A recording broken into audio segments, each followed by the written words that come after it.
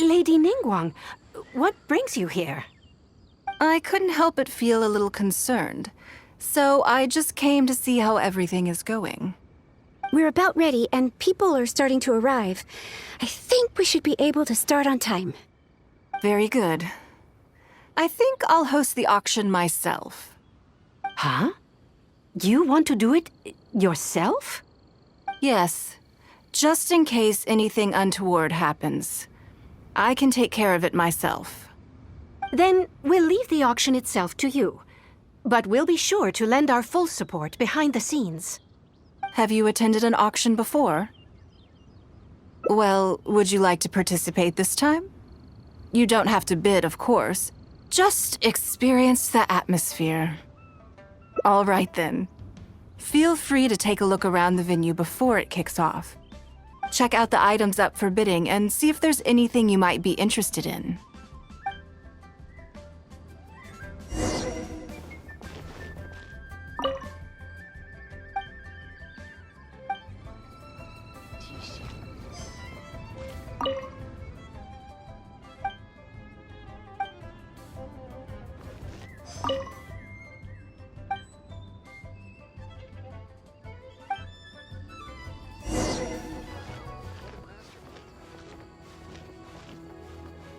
Art. Find yourself somewhere to sit and we'll kick things off. Yes? What is it? That's for you to make a considered judgment on. It's precisely what makes auctions so interesting, don't you think? Until the bids exceed the value of the item you're after, you can keep raising the price. If the bids go beyond what you can accept, then you let someone else take it. Perhaps this does not result in what you might call a fair price, but what it does do is identify the person who values the item the most. Yes, you should look forward to it. The first lot is a teacup from my personal collection. Bids starting at 10,000 mora. That's 10,000 mora for the teacup. 20,000! 30,000! 50,000.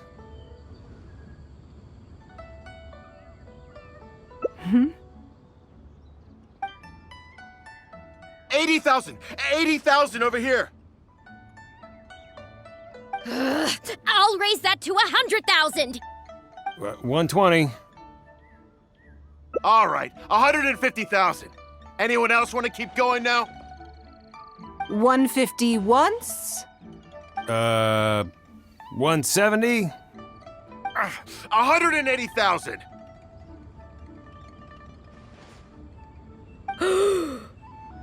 Mm-mm.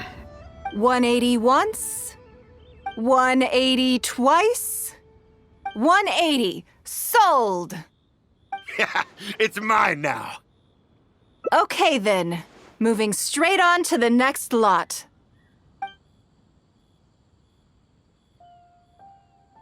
You seem to be getting quite into it. What a shame that you didn't manage to go home with anything. Of course it did. That's because I didn't come here to sell my things. I'm sure you must find it quite odd that all these everyday items could fetch such a huge price at auction. Since you're curious, why not go and talk to the buyers? I'm sure they'll give you the answers you're looking for.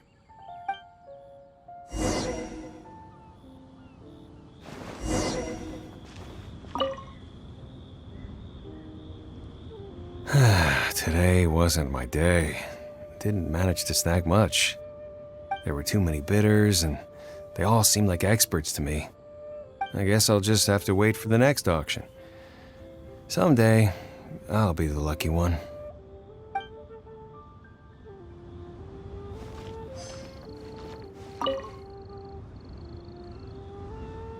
Huh?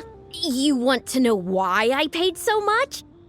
Well, it's pretty obvious, isn't it? Because the previous owner was Lady Ningguang. Sure, the item may look pretty ordinary, but that's probably just because I'm not a connoisseur, so I don't know how to appreciate it. But I figured I'd buy it first, then go get it appraised by an expert. Then I'll be rich.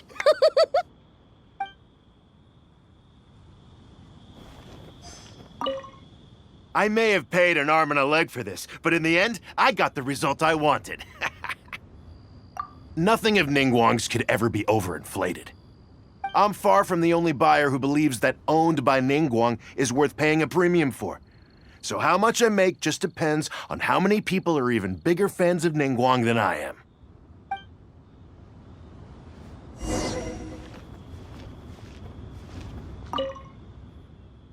Well, did you find the answer yet?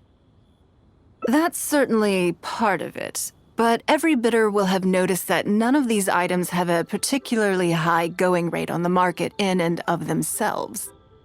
Despite this, they were all willing to pay very dearly for them.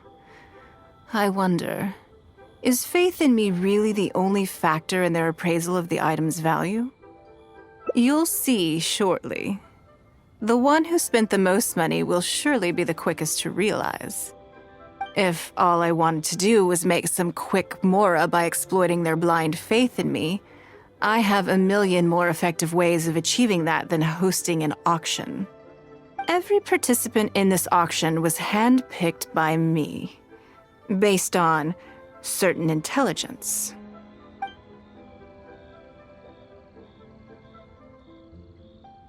Lady Ningguang, something doesn't seem quite right with the items from today's auction. As unlikely as this sounds, and please forgive me for even bringing it up, but I had to ask. You weren't selling counterfeits today, were you? Counterfeits? Absolutely not. What motive would anyone have for making copies of things like these? They are simply ordinary items, and there was no coercion or enticement during the auction. Every bid was voluntary. Because we trusted you! Everyone knows that you love Mora, but we also know that you made your fortune through honest means, as opposed to scamming people.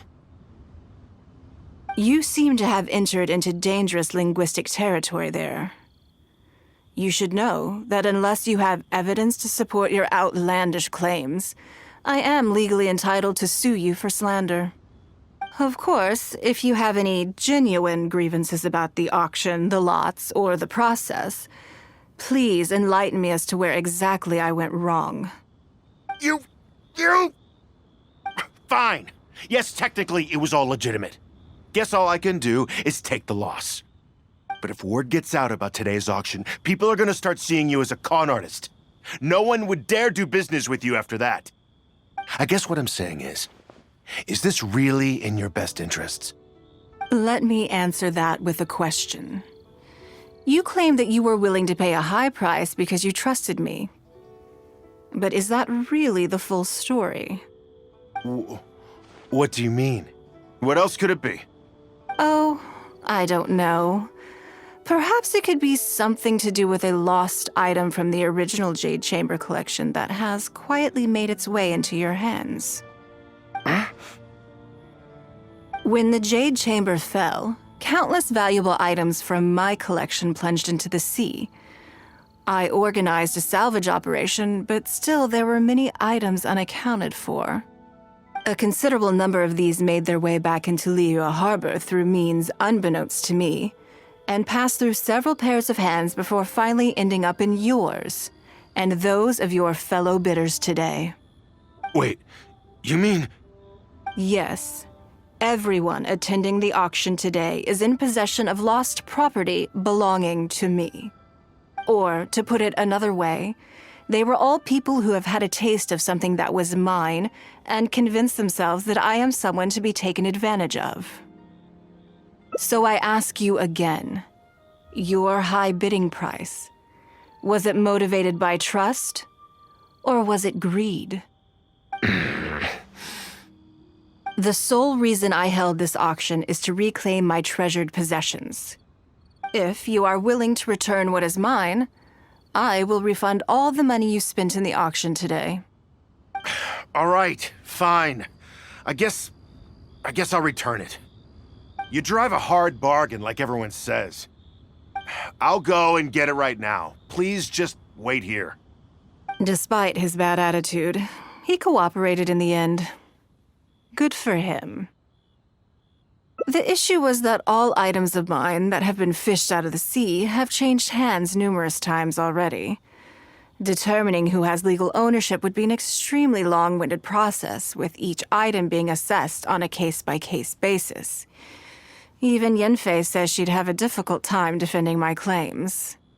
I could have bought them back, but it's not in my nature to pay twice for the same thing. Least of all, when they'd be looking to make a handsome profit from my misfortune.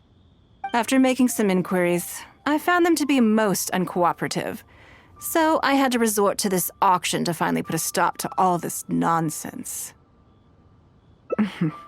I just wanted my things back. Hardly an unusual sentiment.